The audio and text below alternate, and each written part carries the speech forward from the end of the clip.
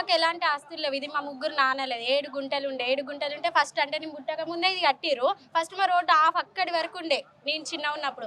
అప్పుడు కూడా అయింది. అప్పుడు కూడా ఏం నష్టపరిహారం ఇది రెండోసారి రోడ్డు విస్తరణ ఇది రెండోసారి. ఫస్ట్ పెద్దమూరు కొంచెం ముందుకుండే, అది తీసేసి మళ్ళీ కొంచెం ఇక్కడికి చేసిరు. అప్పుడు కూడా ఏ నష్టపరిహారం ఇవ్వలేదు. ఇప్పుడు ఉన్నది కూడా మొత్తం తీసుకుంటామని అంటారు. మాకు వ్యవసాయ భూములు లేదు.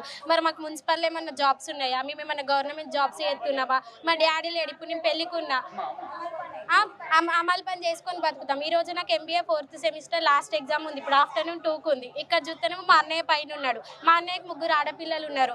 15 ఫ్యామిలీలు 16 ఫ్యామిలీలు వెళ్తాయి ఇక్కడ. మా అన్నయ్య వాళ్ళు ఇప్పుడు ఉన్నారు. మరి ఎక్కడ వెళ్ళమంటారు? ఇప్పటిదిప్పట్లో వెళ్ళండి అని అంటే ఎక్కడ వెళ్ళమంటారు? ఎక్కడ ఉండమంటారు? మాకే నష్టపరిహారం లేదు. మరి దళితులనేనా ఈ చిన్న చూపు చూడడం? దళితులనే కదా సార్ ఇంత చిన్న చూపు చూడడం?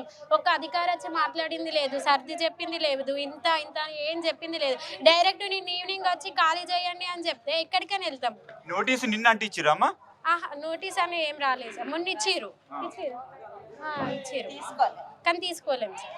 అట్లా మార్కెట్ వాల్యూకు ఇప్పుడు వాళ్ళు చెప్తున్న దానికి సంబంధం లేదంట. సంబంధం లేదు సార్. ఎంత ఉన్నా కానీ మేము దీని మీదనే ఆధారపడి బతుకుతున్నాం. రెంటు ఏదో 4,000 5,000 వస్తాయి కావచ్చు. ఇప్పుడు మా ఇంట్లో ఎవరు పని చేసే సిచ్యువేషన్ లేదు. మా అమ్మ వాళ్ళకి ఏజ్ పడిపోయింది. ఇప్పుడు అన్న వాళ్ళు ఏదో ఆటో నడుపుకోనో లేదంటే కూలి పని చేసుకొని బతుకుతారు. వాళ్ళ పిల్లలు ఎలా బతకాలి? ఇప్పుడు మా అమ్మ వాళ్ళకి మా అన్నలు ఇచ్చే పొజిషన్లో లేరు. ఇప్పుడు మా నాన్న వాళ్ళు సంపాదించింది ఇది. ఈ 4,000 తోటి ఏదో ఇంట్లోకి వెళ్ళి తీసుకోవడం, మందులు తెచ్చుకోవడం వంటివి చేస్తున్నాం. మరి ఇప్పుడు ఎట్లా సార్? ఇప్పుడు ఎట్లా? ఇది ఉన్నది కూడా పోతే ఎట్లా? అట్లా ఇప్పుడు ఏం చెప్పాలనుకుంటున్నారమ్మా గవర్నమెంట్ మొత్తానికి? అంటే గవర్నమెంట్ ఇట్లా ఏం పట్టించుకోకుండా దళితులని చిన్న చూపు చూస్తే ఏం రాస్తారు? మాకంటూ ఒక నష్టపరిహారం మంచి వాల్యూ, మార్కెట్కి ఉన్న వాల్యూ ఇవ్వడమా, లేదంటే దీనికి సరైన సమాధానం చెప్పడమా చేయాలి. కానీ వచ్చి బెదిరింపులకు పాలు చేస్తే దీనికి సరైన సమాధానం దొరుకుతుందా? దొరకదు కదా సార్. ఎవరన్నా ఒకరు వచ్చి ఇట్లుంది సిచ్యువేషన్, ఇట్లుంది అని మాట్లాడాలి. కానీ డైరెక్ట్ వచ్చి మీరు ఇది ఖాళీ చేయండి, వెళ్ళండి అని బెదిరింపులకు గురి చేస్తే తర్వాత ఇప్పుడు వచ్చి కూలగొట్టి వెళ్తారు కావచ్చు. నెక్స్ట్ మేము బాధపడేది. అవునా కదా సార్? ఎక్కడ ఉండాలో తెలియదు. మాకు వ్యవసాయ భూములు లేవు, వేరే ల్యాండ్స్ లేవు, వేరే ఇల్లులు కూడా లేవు. అందులో ఉన్న 2 రూములలోనే 15 మంది ఉంటాం. 15 మంది ఉంటాం సార్. కౌంట్ కూడా వేయండి, వచ్చి కూడా చూడండి. చిన్న చిన్న రూములలో ఒక్కొక్క అన్న వాళ్ళు ఉంటారు. ఎట్లుంటది? ఇప్పుడు నేను పెళ్లికున్నా, నాకంటూ అసలు పెళ్లి చేద్దామన్నా ఇప్పుడు ఇది పోతే ఎక్కడి నుంచి పెళ్లి చేస్తారు? ఏ ఇంటి నుంచి పెళ్లి చేస్తారు? మా నాన్న లేడు. వాళ్ళు ఎన్నో సేవింగ్స్ చేసుకొని రూపాయి కష్టపెట్టుకొని చేసిరు. ఏ తాతలు ఇచ్చింది కాదు, ఎవరి నుంచి వచ్చింది కాదు సార్. మా నాన్న వాళ్ళు 3 ఎన్నో సేవింగ్స్ చేసుకొని ఇది కష్టపడి కట్టుకున్నది. ఆ ఇయర్లోనే ఎన్నో సంవత్సరాల కిందటి ఇంత మంచిగా కట్టిరంటే ఎన్ని సేవింగ్స్ చేసుకొని కడితే ఇంత మంచిగా ఉన్నాం. అవునా కదా? ఇప్పుడు వీళ్ళ కళ్ళ ముంగట అవుతుందంటే ఎవరికైనా ఎంతైనా బాధ ఉంటుందా? ఉండదా? మీరు ఫైనల్ గా ఏంటంటే మార్కెట్ వాల్యూ ప్రకారం ఇవ్వాలండి. అన్ని కుటుంబాలకు సరైన సమాధానం చెప్పి మార్కెట్ వాల్యూని బట్టి వాళ్ళని అధికారులు వచ్చి మంచి సమాధానం, మంచి మాట కొద్ది మాట్లాడితే మంచిగా ఉంటుంది. బెదిరింపులకు గురి చేస్తే ఇప్పుడు ఎట్లుంటుంది సార్? ఏమన్నా అయితే మాకేమన్నా చేస్తారా? మీరు ఏం చేయలేరు కదా. అది ఇప్పుడు ఈ హోర్డింగ్ ఎక్కింది, బిల్డింగ్ పైన ఎక్కింది ఎవరమ్మా? మా అన్నయ్యనే సార్. మా అన్నయ్యకి ఇప్పుడు 3 పిల్లలు ఉన్నారు.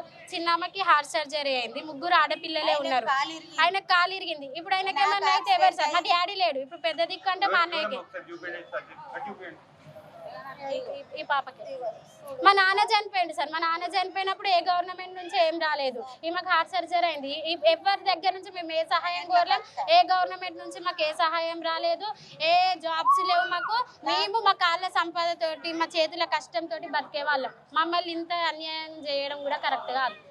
మాకు న్యాయం చేయాలి. ఎక్కడికి మాకు న్యాయం చేయాలి సారు. మేము మట్టి నూకలు కొనుక్కొచ్చుకొని బతికినాం.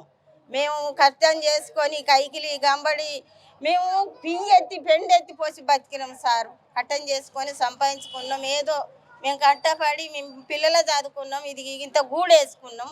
ఈ గూడు వేసుకున్న దానికి పోంగ మిగిలిన దానికి గూడు వేసుకున్నాం. ఇంత గూడు పోతే మేము ఏం కావాలి? మేము ఏం అడిగి పోతాం? మా పిల్లలు, మా కొడుకులు వాళ్ళు వట్టి మోటు పని చేసుకునేటోళ్ళు. ఒక్కరికొక్క ఉద్యోగం లేదు, గవర్నమెంట్ జాబులు లేవు. అయ్యో మరి అవిట మీద ఆధారపడి ఉన్నారు అన్నది లేదు. మాకు 1 రూపాయి వచ్చింది లేదు. పోయిన దానికి రాలే. ఇప్పుడు ఉన్నదానికి కూడా మరి ఒక డబ్బులు వస్తున్నాయి. మీరు కాల్ చేయరు అని కూడా చెప్పలేదు. మాకు చెప్పని దానికి ఇప్పుడు మాకు మంచిగా చెప్పి ఇప్పుడు సరైన ఓ కలెక్టర్ వచ్చిండా, ఓ ఆడి వచ్చిండా, ఎవరు వచ్చిర్రు? ఇప్పుడు ఎవరు రాలేదు. అధికారులు అయితే ఎవరు రాలేదు.